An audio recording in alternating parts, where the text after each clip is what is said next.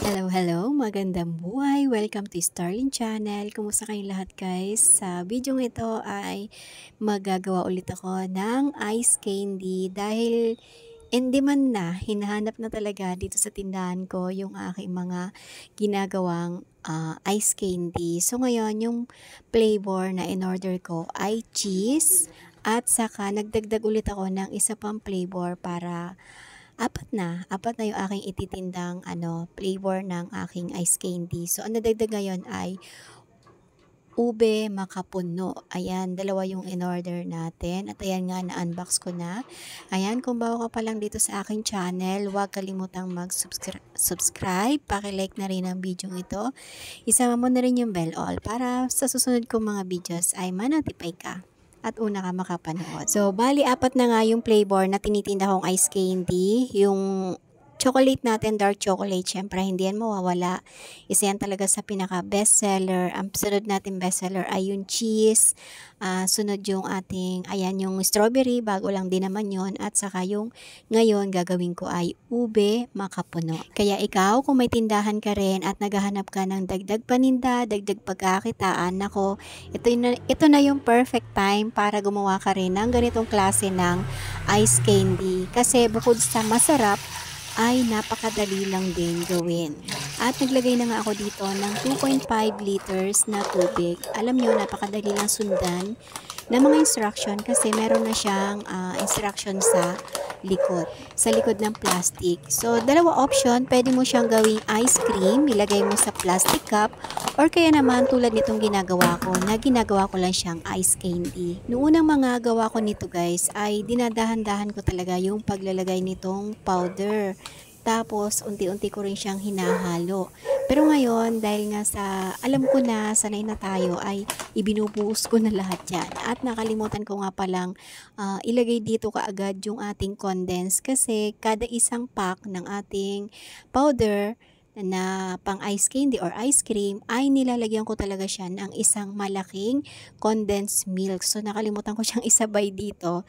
So maya maya yan ilalagay din natin. Minsan talaga ganun ang buhay, kahit alam mong kahit nasa harapan mo na ay hindi mo pa rin nakikita. Minsan, mahirap din talaga yung napakadaming iniisip. Kasi alam nyo, habang ginagawa ko to, iniisip ko na kung ano yung mga susunod ko pang gagawin para hindi ko siya ma-miss or hindi ko makalimutan. Sa araw-araw ng aking buhay bilang isang nanay, asawa, tindera at kung ano pa mga racket, ay talagang medyo nahihirapan talaga tayo sa mga gawain.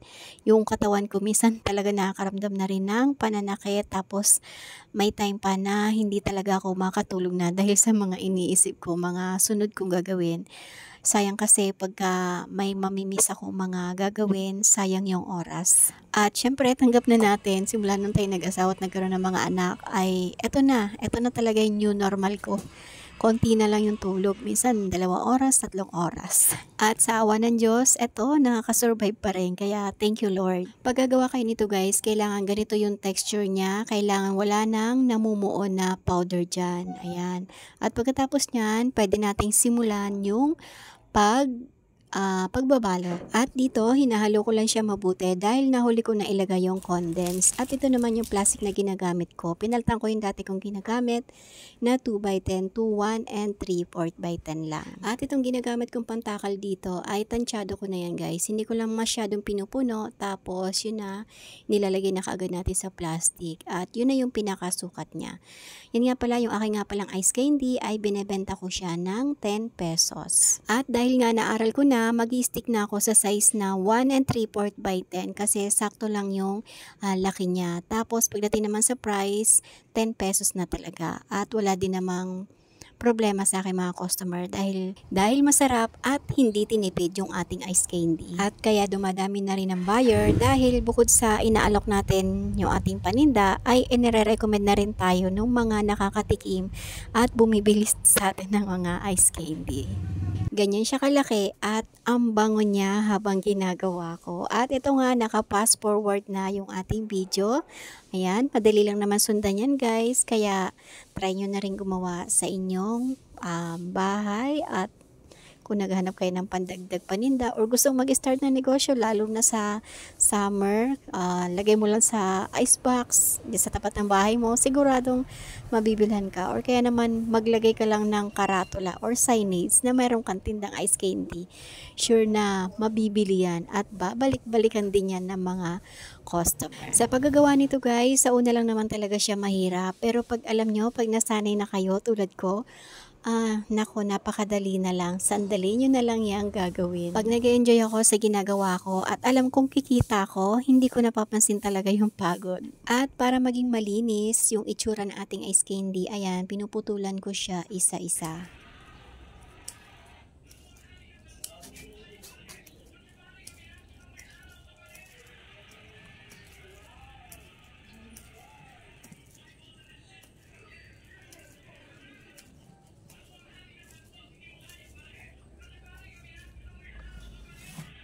Ikutin ko lang at dito naman ako sa kabila magpuputol.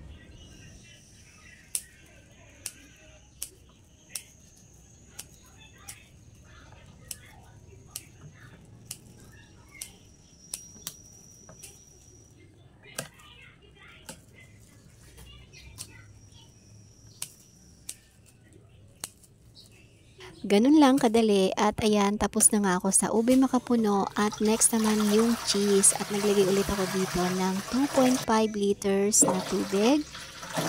Ayan, tapos ilalagay na kaagad natin yung powder. Ayan, cheese flavor, isa sa mga best seller.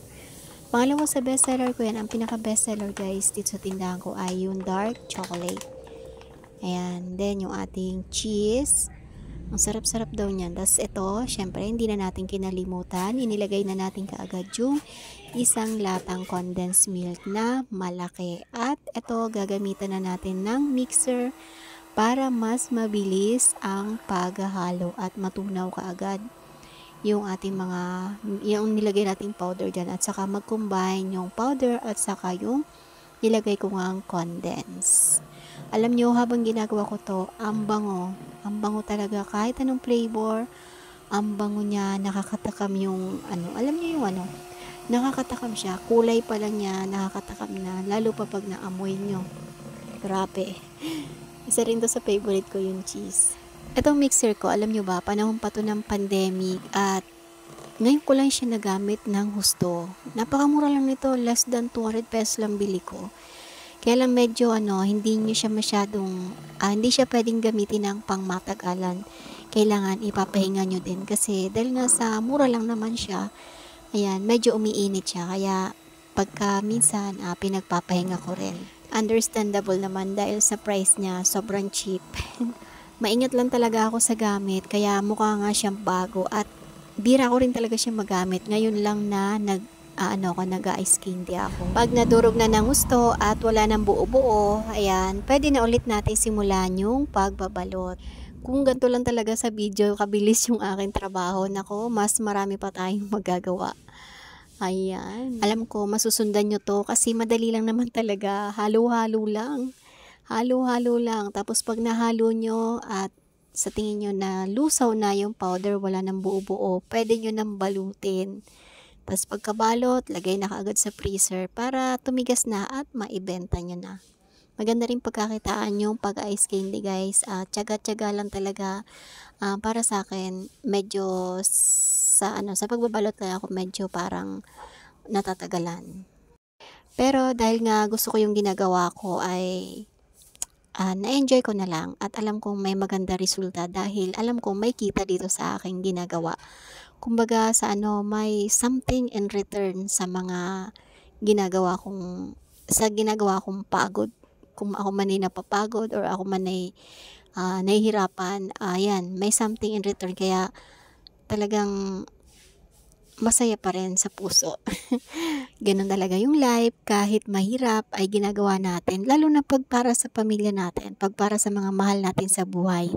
Kahit literal na mahirap pero nagiging magaan dahil tao sa puso mo yung ginagawa mo at na-enjoy mo rin at alam mo, merong kang pinaglalaanan. At eto, tapos na ulit ako sa paggawa sa cheese pala. Tapos na tayo sa paggawa ng cheese. At narito na tayo sa pagkakat. Ayan, napakadali na lang yan guys.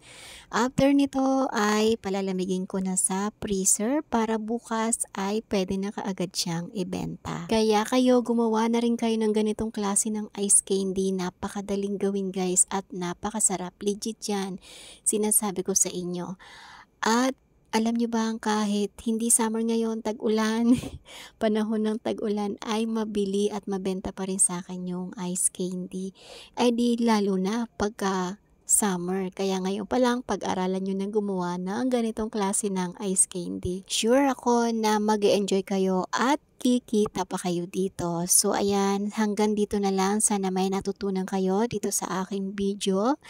At sana'y makatulong. At kung meron kayong comment or any suggestion about sa pagsasari-sari store, ay feel free na mag-comment dyan sa baba. Kung nakarating ka sa bandang dulo nitong aking video, ay maraming salamat. Again, thank you for watching. God bless us all and always remember, commit your work to the Lord and He will crown your effort with success. Thank you. Keep safe everyone. Bye. Ayan, ang gaganda ng kulay. 4 na flavor na yan guys. Strawberry, cheese, ubi makapuno, at yung ating bestseller na dark chocolate. Ayan, napakalamig dyan. So yan ang purpose ng tray.